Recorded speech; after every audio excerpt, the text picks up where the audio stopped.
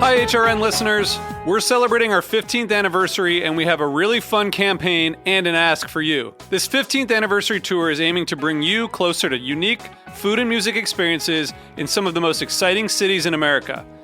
All the while, we're raising funds to support our work empowering the next generation of food systems storytellers through our fellowship programs. Here's how it works. Donate to HRN and be entered into a raffle in the city of your choice to win a dinner for two at a noteworthy restaurant and tickets for two to a concert at a prominent local venue.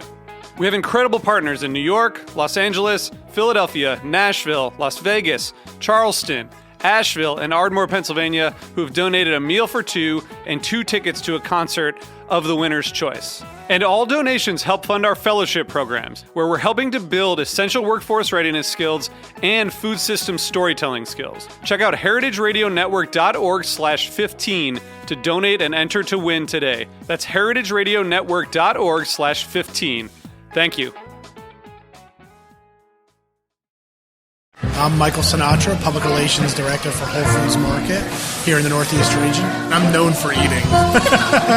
It's funny because, I work with a lot of people in really interesting positions. So someone like Ellie, our local forager, she's the local forager. She goes out and works with these great artisanal businesses.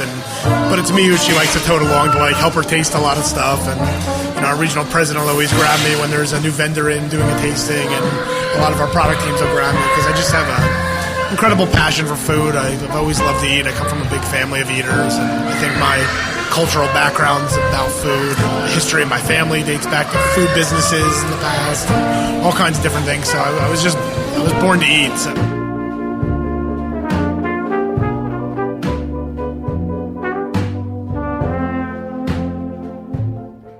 This has been a message from our proud partner, Whole Foods Brooklyn. For more information, visit WholeFoodsMarket.com.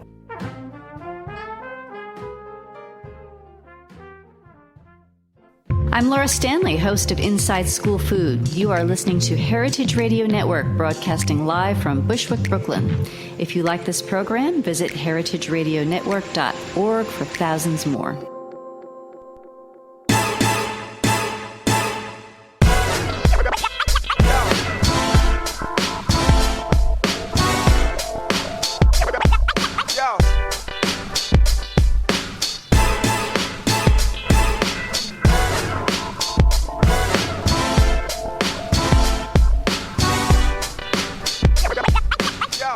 This is Cynthia Cherish Malloran, Reverend DJ Cherish the Love, and you are listening to Primary Food on Heritage Radio Network. Thank you for being here again. And before I forget, let me tell you how to reach out to me and get my attention on social media.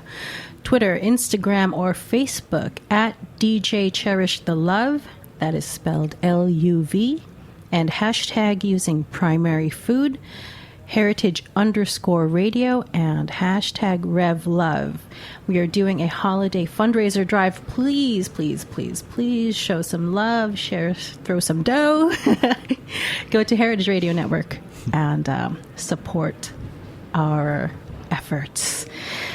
Okay, so today, we're going to be talking about, we'll be continuing from our last episode because it was so nice we have to do it twice. Brought back Lene Daniels. Hey. Hey. Tim Haft. Woohoo. And Susan Hannigan. Yeah, and we're going to talk more about what we talked about last time. So, obviously, I can't fully recap, so you're going to have to go back and watch. Watch. Well, we say that. Watch with your ears. Listen to the previous episode. Because it's really good stuff. So again, the name of this show is Primary Food. And what is primary food? Here's my official. The foods that we eat are secondary to all the other things that feed us in life. Our relationships, career, spirituality, and exercise routine. These are things that we call primary foods. All that we consider today is nutrition, the stuff on our plates, the awesome pizza that we're looking at, these people in front of us here at Roberta's. We consider that secondary food. It's a secondary source of energy because primary food is more than what's on our plate. It's healthy relationships, regular physical activity, a fulfilling career, spiritual practice. All of these things fill our souls and satisfy our hunger for life. And when your primary food is balanced and satiating, your life feeds you, making what you eat secondary. And I like to add in there creativity, which can cross over into spirituality. And my focus is output, creative output. Without this concept of primary food, something I learned as a student at the Institute for Integrative Nutrition, I don't know what my cancer chemotherapy experience would have been like. I think it would have been pretty unhappy, but I kept myself nourished, occupied, and creative through my treatment. It kept me afloat. So, I did a lot of writing. As a lot of you guys know, I was working on the Cancer Diaries. It was kind of like writing live reporting from the chemo chair is kind of what was happening to me. And I was out in the open about everything because of a few things that people said to me in the very beginning when I was diagnosed. I was diagnosed in March 2015. And it was very interesting who told me to keep my diagnosis a secret, who told me to just be open, who told me to not be burdened by hiding, and who told me, well, you most especially don't want to tell anybody you went through cancer because you'll never get a job again. These were so shocking to hear. But I listened to my heart and my gut, and I knew that if I were to keep doing what I had been doing and kind of inherited this behavior of, what was it, generational trauma. Thank you, Lene. Mm-hmm. Where you experience something, keep it a secret, and then you keep passing the secretive illness kind of feeling along. I just knew that that wasn't going to help. It was not going to help me. So I kept writing. The year before, I told myself, I know I want to write. I'm really good at writing. I like writing. If only I had a topic to write about.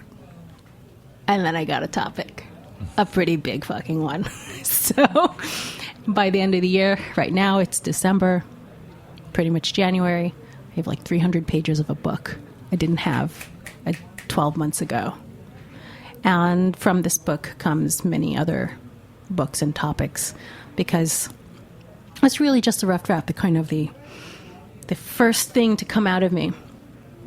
Now, I am going to share a bit of writing from the Cancer Diaries because it answers a question that I've gotten from quite a few women, no men yet, but a few women, asking when I was faced with mastectomy surgery options, reconstruction, and so on.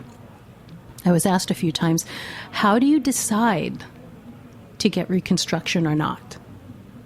So one of my plastic surgeons, he said to me, of course you have to get reconstruction. Men love breasts.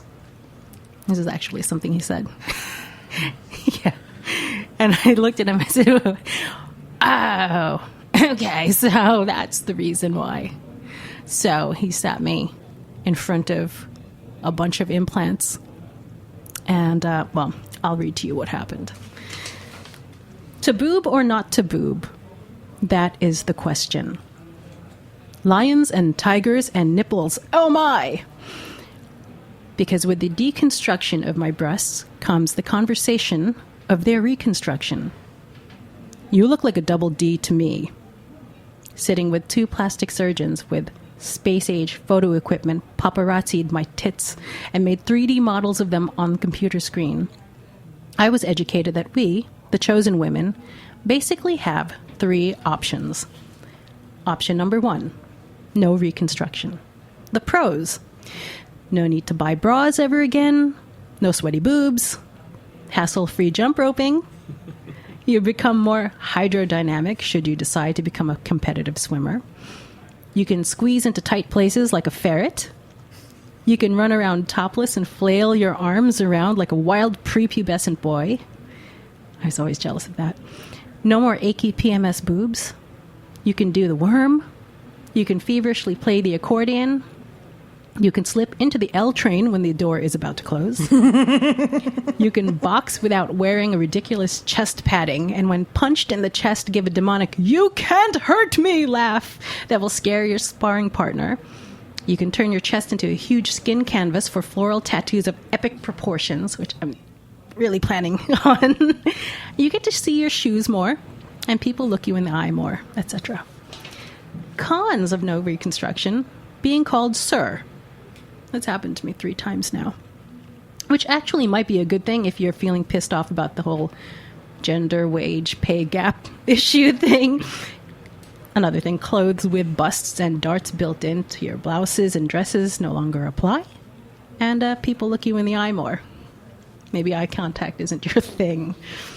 Option 2, reconstruction versus via saline to silicone. Pros: you get a fresh pair of perkies, increased chances of being offered a seat on the bus. Maybe you even get a raise or a rise. And you can design your new boobs to be whatever size you always dreamed of. You can go as Dolly Parton for Halloween every day. You can do the Baywatch run, buy cute clothes with plunging necklines. You can proudly add the word décolletage to your daily vocabulary, etc. Cons: the leakage and failure rate statistics within 10 years. Several more surgeries over the year plus to build the boobs in stages. And then further surgery to tweak the position and shape. And they don't quite feel like natural boobs do to the touch, no matter what you do. Repeat follow-up MRIs to monitor for leakage of silicone into your body, worry, etc. And I've met many women who've had reconstruction, and they've all told me they're not happy. So, taking that in mind, there was option number 3. Reconstruction using your own skin and fat from elsewhere on your body. The pros: it's your own juicy flesh. Nothing inorganic, nothing artificial. So the rejection failure rate is lessened, and they feel more like, boobs than bags. If they harvest flesh from your chubby tummy, then, well, hey, you have a smaller muffin top after that, and trade for a long scar, etc. Cons: so wherever they remove the flesh from on your body, you now have 2 boob-sized dents, for example, and some women don't have enough tummy chub. God bless them. So flesh is harvested from the butt, but then, pun intended, you now have 2 boob-sized chunks missing from your ass. So that's the Cliff Notes version of options. But since I had earned my Cabrini Medical Center's worst case of ruptured appendix award in my 20s, requiring an exploratory laparoscopy surgery to be done to remove parts of my colon, and then corrective surgery after that, I have a 2-foot-long scar across my waist. So option number 3 is not an option for me, because you can't take scarred tissue and use it for a new surgery, as it may likely fail. And who wants Franken boobs, like I would end up anyway? It would look like I got to second base with Zorro, or Wolverine, or Edward Scissorhands. Or more appropriately, Freddy Krueger. So to boob or not to boob? Indeed, that is my question. As the plastic surgeon tells me, I can take as much time as I want alone with the implants he plopped on the table for me. Think about it, and when you're done, just open the door, and we'll come in and talk to you, he adds. Remember, there are 2 shapes you can choose from: perfectly round, which resembles a young breast of a 20-year-old, or the teardrop shape, which resembles the natural shape of a sagging, aging breast. Verbatim. Naturally, I go into my mind to the flip side conversation for men about prosthesis resembling that natural shape of a sagging, aging nutsack. You know, that conversation that nobody ever had, ever. So the surgeon exits the room, shutting the door behind him. I poke at the dirty boob blobs that 1,000 people have touched. I take a proper selfie, of course. Then I hold the implants in my hands, and I get weirded out that these unnatural inventions would go inside me.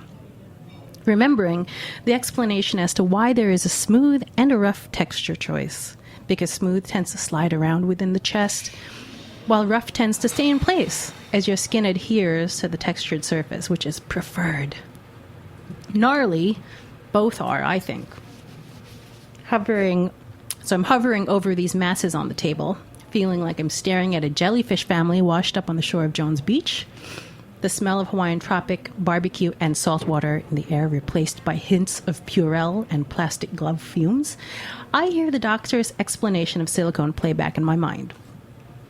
Yeah, the old silicone was really bad, and people got sick very sick, with autoimmune diseases when they ruptured. But this is a new silicone on the market. It's 2 years old. And when it does rupture, because you're young, your body forms a scar tissue around the leak, containing the leak. Whereas before, it would just ooze everywhere. And like I said, since you're young, you'll likely need them eventually replaced. I'm sitting there. 2 years, too new for me. And eventually replaced doesn't work for me either. I make a decision. I open the door. The nurse walks in and asks me what I think. I tell her that I don't think having a silhouette, including boobs, to attract men is enough reason to endure ongoing MRIs and extended worry. She tells me that's fine and walks me down to the hall where the padded bra closet was. You can pick any size you want of these foam pads as an option too. And I stand there in awe of an entire closet of foam chicken breast cutlets, all Caucasian colored, packaged in every size imaginable.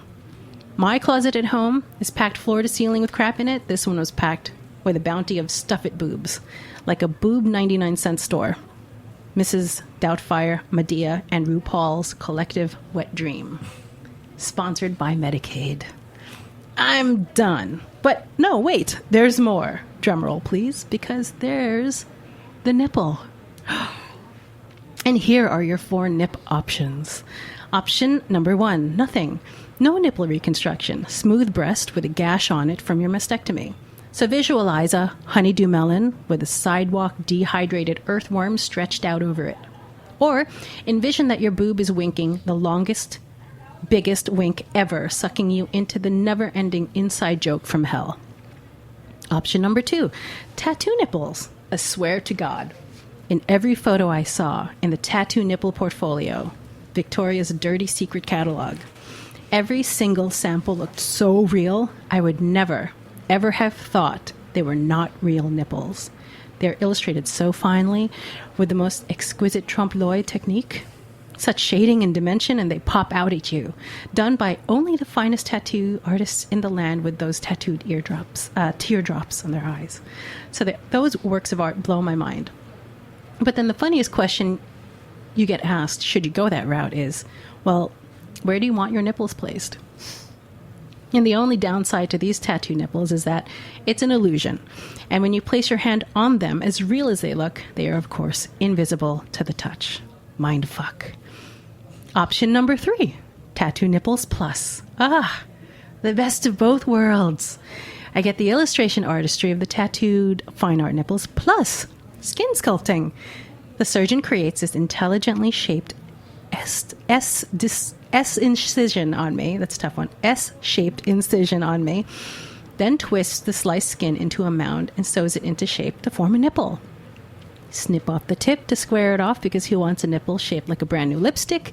You tattoo around that. Hey, it's quite amazing. And then there's option 4. The surgeon tells me that many women are now opting for a real skin feel and having their labia removed to be used as their new nipple. Nope. No. Nope. Nope. Nope. Nope.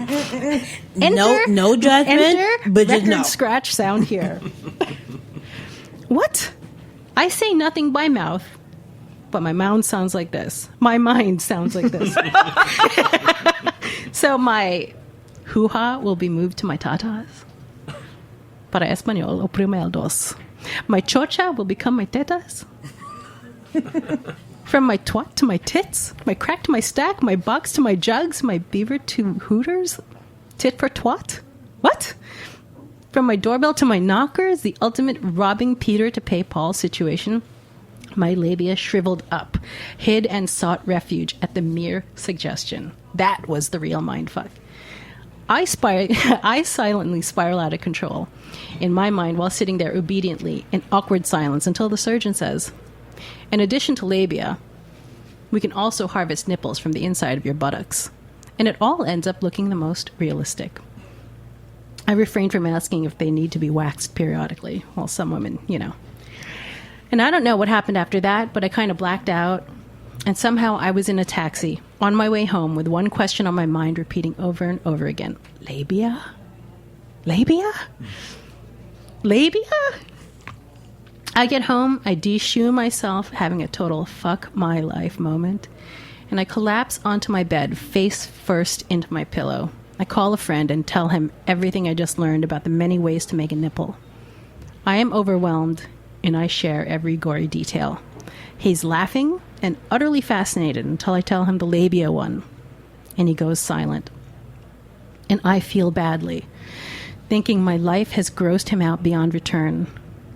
And after a long pause, he says, "That's awesome." #boys. Writing saved my life, let me tell you. You guys can laugh. You're allowed to laugh. You're holding it in because you're trying to be respectful. That story was awesome. That's how I decided. And, every woman is going to come to their own decision. It's a pretty intimate, pretty personal thing. But you get asked the most interesting questions that are 100% fear-based. Sure. Fear-based, left and right. And it was a very small percentage of people that spoke to me from a place of, I just hope you're well. I just want you to be well. It was more like, but, ... And here's a word of advice. When you're talking to someone who's already on a daily basis going through their own but ... to add to it it's not nice. So I had to exercise all my creativity and balance the stress and the worry and the wondering of how and what to do with myself, using creativity and loving myself and loving my body where it was right now, at that moment, whether it held disease or not. My body through treatment when I was losing hair, I had to love it through that, and then through my surgery, especially after surgery when I was active open wounds, where I felt like I really need to love this right now because I can actually feel the skin coming together, the kinder I am to myself. And I think my friends here can support the idea of treating yourself well, being the healthiest thing we can do, no matter what groups you are a part of, what cliques you're a part of. Like, the ultimate thing is to listen to yourself and know what's right and well for you. Agree? Agree or disagree? Agree. So body image issues, self-love, self-acceptance, self-rejection. We talk about that. We're going to talk about that a little bit now because we're all here talking about loving ourselves to some, in ways, right? Susan? Oh, yeah. Tim? Oh, yeah. yeah. Oh, yeah. Yeah. I wondered, because we have Tim here, and I'm always in conversations about self-love. They happen to typically be with women. So I'd love to hear your thoughts on self-love. How do men find self-love? I don't think there's necessarily a big distinction gender-wise. It's a very intimate topic. So whether you're a man, woman, transgender, it's just, I think it's something you need to be around people that you feel safe with to even discuss it. Okay. So perhaps that's why it's not a topic that comes up often between genders. Maybe that's not the safest space for some people to address it. But we're all friends. So Yeah. so we No, can, we're we all can friends, address it that's now. for sure. Yeah. But, I think it is the root of all love. If you don't love yourself, and we touched on this earlier in conversation, it's so hard to have anything to give to those you do love, friends, family, lovers, pets. Pets. No, it's Where's funny. Tonka? Yeah, my dog. She should be here. But it's funny that you mentioned pets. I had a conversation with a woman saying that she loved her pet more than she loved herself. That doesn't surprise me. Why not?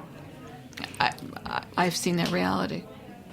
What do you think is happening there when you love someone else or some other being else or something else more than you love yourself? What's the core of that? Well, I think as a culture, I think guys go through this too, but again, I'm going to focus on women. I think we're told to be good girls is to be all giving. Yep. One of the things I notice with my clients, particularly of a certain age, one of the things I always have to work with them on is to include themselves in their own lives.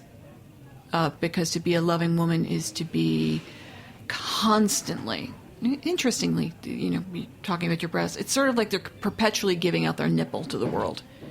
Whether it's their intimate relationships, their aging parents, their children, definitely, the groups and causes they belong with, work, to be a good woman in our society is to be self-sacrificing. And that's, I think, the way a lot of us end up defining love. I think you almost end up getting rewarded. There are whole love song themes, which is I love you more than life itself. Mm-hmm. And you can go, wow, if you really read that, that's kind of fucked. But we don't have the conception. We know this when we go on airplanes, they will do if you're next to your child and the oxygen mask comes down, put it on yourself first because you can't function without it, and then you can make a rational decision about this person. Granted, it's an extreme image, but I think to be loving people, and I will include guys with this, we're told that self-denial is what love is. Self-denial. Which to me is really, really sick. It's the sort of the image of the mother is she gave me everything. She didn't, she took literally the food off her plate and gave it to us.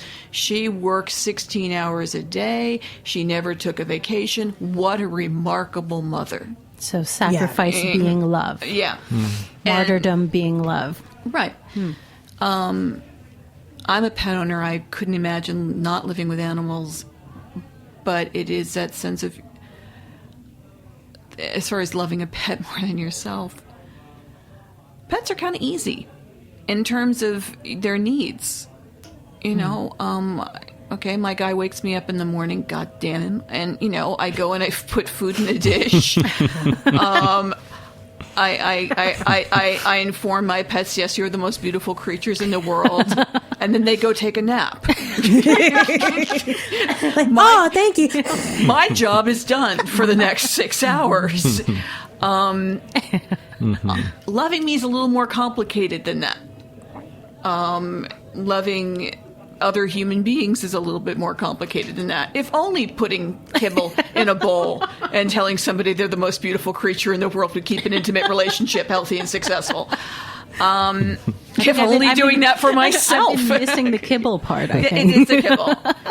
Kibble and tummy rubs will keep any marriage going. We just never laid it out before. Yeah. But it's also, I'll say this about dogs and cats and other furry creatures and good mammals. They're not apologetic of their needs. It's just like, my guys will interrupt my day. I work at home and go, guess what? Worship me. It's a really clear-cut relationship that I appreciate. And I think a lot of people in my life and their pets, it's the same thing. Whereas with your relationships, it's sort of like, it would be nice if you worshipped me, but I'm not worthy. I'll do something passive-aggressive now to get you to worship me. And it's a pain in the ass. Oh, my God. When is your birthday? Because I might have to make you a shirt that says, guess what? Worship. July, baby. July.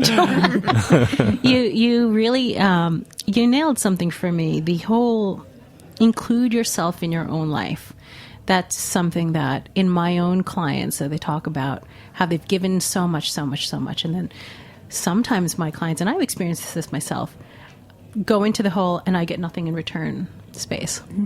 Or you face burnout, which happened to me this past summer where I was like literally just hopping from one place to another, where I was in Brooklyn one week, I was in St. Louis the next week, and now I was in Newark, New Jersey the next week, without really having like a time to just breathe and just reflect on the thing that happened. Right. And then I was at a job where I was so happy to be at the job, but I woke up every day like, why the fuck am I here? And it took me just having that breath that was so bad, so severe, to the point where I felt depressed, for me to say, hey, wait, something's going on. I need to take a step back and reconnect with myself. Which is why in the earlier show, I'm very about take care of yourself, making sure that what you give to others, you give that back to yourself. Right. And I feel like we live in a world where patriarchy exists, where both men and women aren't allowed to express themselves, because to express emotion, to express vulnerability, that's weak, quote unquote. Yeah. That's vulnerable. You're not tough enough. You're not strong enough. You're not man enough to like just hold it together. And also, just to bring up on your point, it's also about classism, because you have to think who can afford to take vacation, who Absolutely. could afford to take that bubble bath or pay for the bubble bath itself. So it's just so many intersection of like oppression and systems that would not build for people to exist. Yeah, I hear what you're saying. Yeah. Stepping on something you were saying, I would like to talk about the taboo in the self-help movement, which is this thing about self-love being something we pay for. You know, that there's I'll take a $2,000, $5,000 workshop on how to love myself. And I guess my point of it is it's something that's gotten me kind of nuts, that only the affluent can be evolved. When it's something you can't buy. Yeah, really. exactly. You know, that's so that brings me to a great idea. We'll take a little break. We're going to listen to a song, and then we're going to talk about how to include ourselves in our lives more, and how to reconnect with ourselves without spending a penny.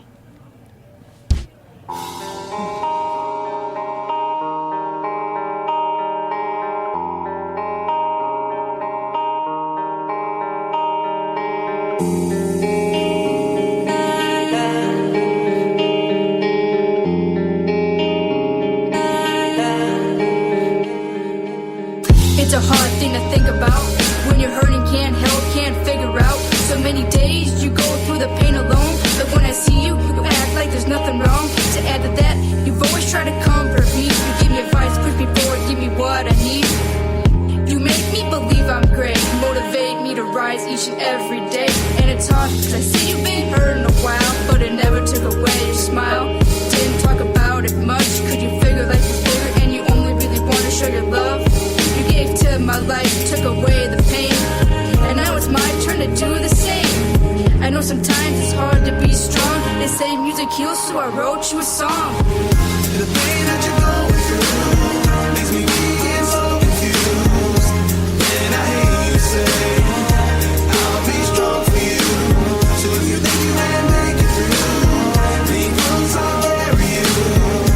Then you hear me say, I'll be strong for you. If the first step is hard, I'll help you take another. Hold you up, put one foot in front of the other. Let's march together, we can show the world how we can make it through tough times. Boy or girl, woman or man, hand in hand to the top, heading to a better place. No skips, no stops, cause the pain ain't here to stay. I'll be your medicine, make the hurt go away. But some days it's hard to maintain. This staring at you only seems to add to my pain. I stress about money day and life, and I worry one day you'll be by my side. You always say you ain't going nowhere, and you got a lot more to share. Don't worry about the loss of hair, the tubes or the wheelchair, cause even if you're ruined, you'll be there. I won't forget the nights I cried, you stayed awake by my side. I won't forget the fun times, all the joy in our life. We just laughed till we couldn't feel our sides. Now it seems like a bad time and you need some help, but you stay strong for everybody else. Let me take the load off, carry it for you. If you could hold us up, I can hold you up too. The pain that you're going through makes me weak and so confused. And I hear you say, I'll be strong for you. So if you think you can make it through, be close, I'll carry you. Then you hear me say,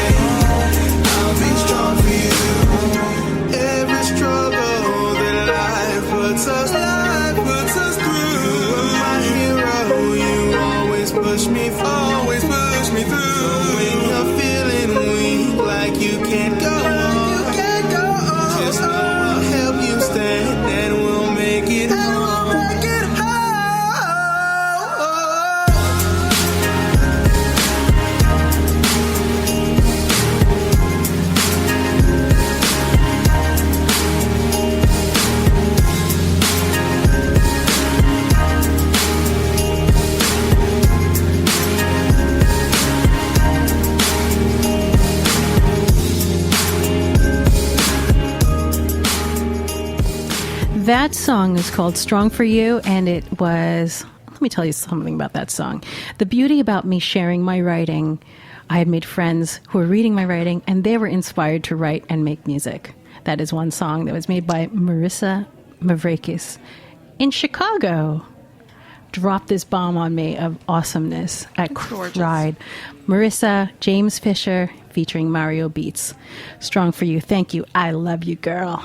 So we're back, and we're going to talk a bit about, gosh, we have like 9 minutes. How did this time go? Talking about my boobs, that's why. We're going to talk a bit about including ourselves in our own lives and reconnecting with ourselves without spending a penny, and any other gripes we have about society and bodies and tits and things. So Only 8 minutes. we have 8 minutes. So grab the mic, someone. It's really complicated because, you know, it's not only about money, it's also about time. It's about, you know, unlearning the self-destructive behavior that you learn from society, that as a woman, you're not allowed to take care of yourself. Yet, as a woman, you're supposed to give so much yourself to your community, to your family. And if you do, you're a bitch. You're selfish. You're this, you're that. So it's a process. And I encourage everyone to please take your time and be patient and understand that you will make mistakes, and that's fine. We're all human. We all fuck up. It's okay. As long as you acknowledge it and try to do better, you're good to go. That's so beautiful, and that's so true, because there are things we have to unlearn. And there are new ideas and new behaviors to reintroduce. I mean, hey, it really did take me like 32 years to give myself a proper bubble bath that wasn't rushed. That's not a lie. Like, I was like, I really take this bath? Like, I'm allowed to take a long bath? This isn't decadent, selfish, you know, all of this stuff. And I was like, fuck that. So what's something you could do that you wouldn't have to spend a penny on, that would be like giving yourself attention, nurturing yourself, nourishing yourself, Lene? Oh, for me, I like to meditate. That saves me a lot of just meditation. For me, really helps me by centering myself, because I'm so on the go, and by just taking a moment to, hey, slow down. What's going in here? What's going on in your spirit? That really helps me be a better person to myself and be a better person to the women, the girl I teach and I organize with. Because again, I cannot give what I don't have. Right. That's right.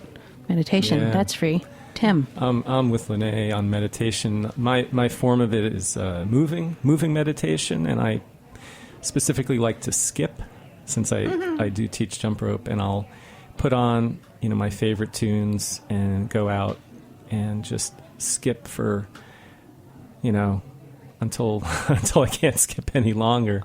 I'm surprised I haven't seen you in the neighborhood doing that. Yeah, I should do that with you. Let's do it. Sty Cove, know, the track.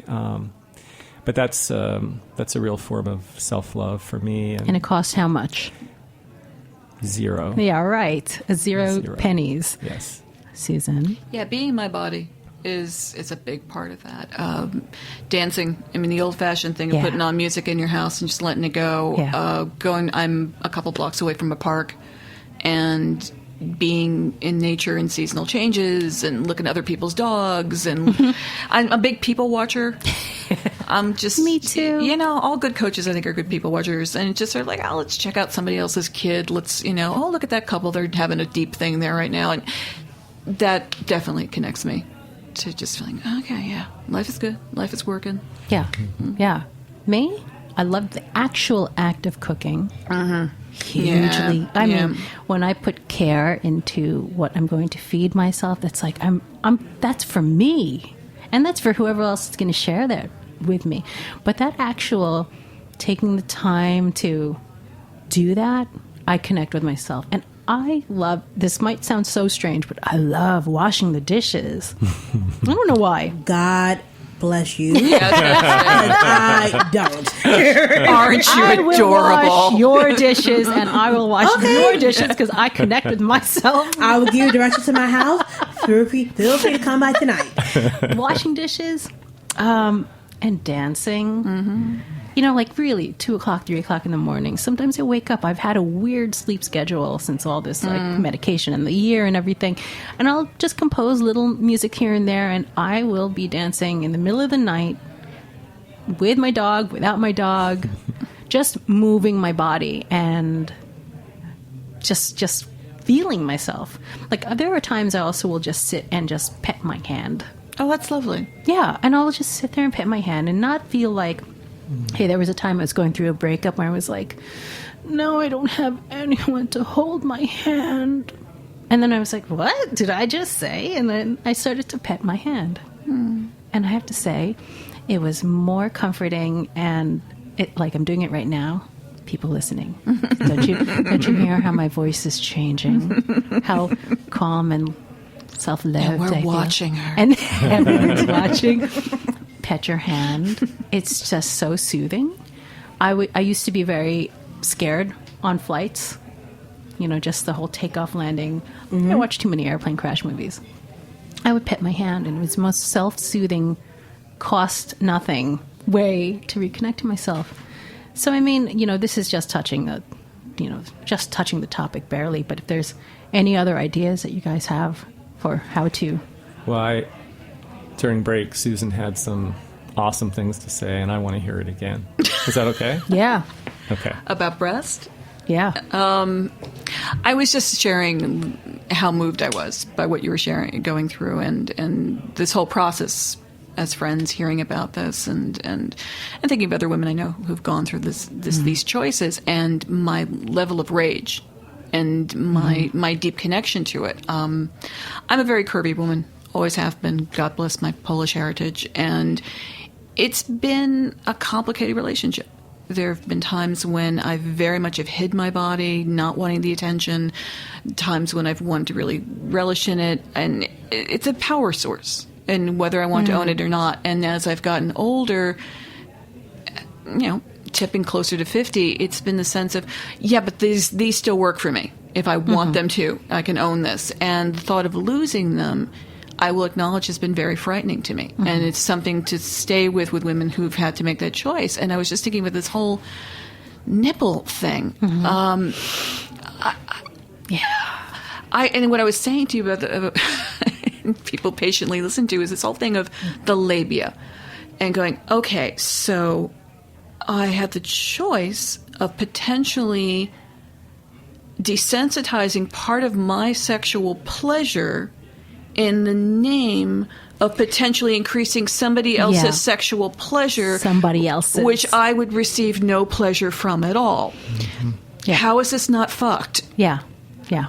And feeling angry and assaulted as a woman having to hear about that. Yeah.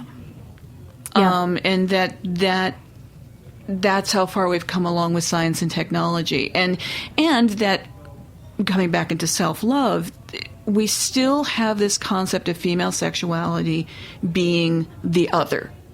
Right. We still have this concept of female sexuality, loving our own bodies in all the experiences, but particularly sexual women are still frightening, and our needs are, you know, porn is all about the dick. Porn is all about, male pleasure in a very aggressive, specific kind of way.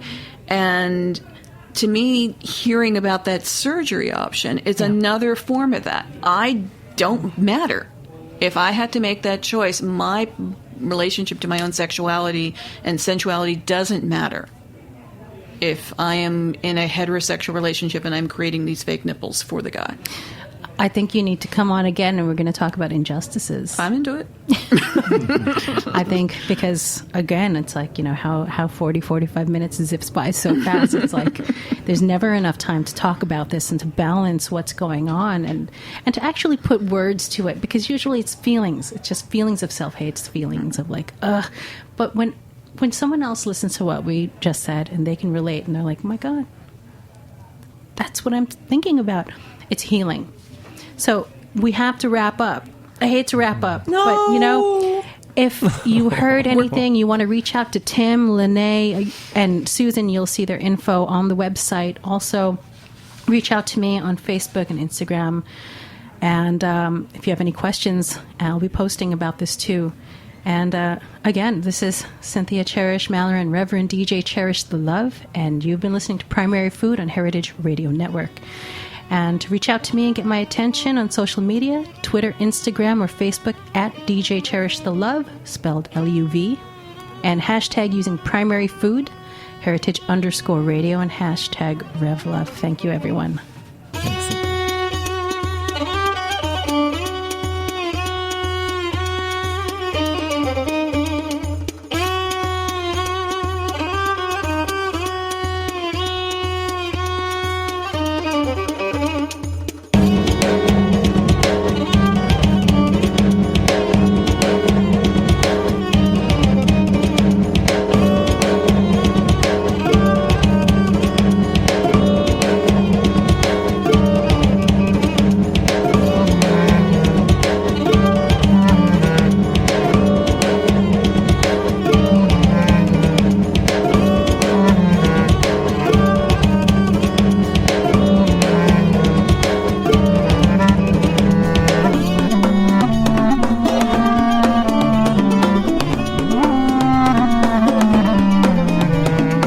Thanks for listening to this program on heritageradionetwork.org. You can find all of our archived programs on our website or as podcasts in the iTunes Store by searching Heritage Radio Network.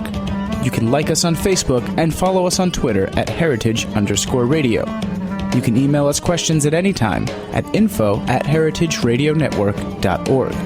Heritage Radio Network is a nonprofit organization. To donate and become a member, visit our website today. Thanks for listening.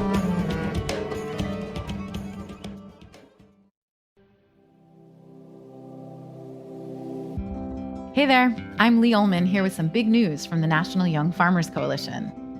We're partnering with Heritage Radio Network on a special season of The Farm Report. It's all about what's happening with the Farm Bill and how it impacts farmers and eaters. I am growing diversified vegetables on land that's been in our family for 150 years. And so with the pandemic, gentrification, property values going up, we had to sell the land and we lost it. Join us as we uncover the untold stories behind this massive piece of legislation that shapes how we grow our food, what we eat, and so much more. The problems we have had, those are things that come from earlier Farm Bill and USDA policy, right? Like Earl Butts, get big or get out. You know, it's my responsibility to know not only what I'm eating, but then like how that all came to be. And realize like, wow, like this piece of legislation, all this money, like it's technically something that I support as a taxpayer. While Congress debates the next Farm Bill, this is not just an invitation to listen. It's a call to action. Be part of the conversation. Subscribe to the Farm Report on Heritage Radio Network, wherever you listen to podcasts.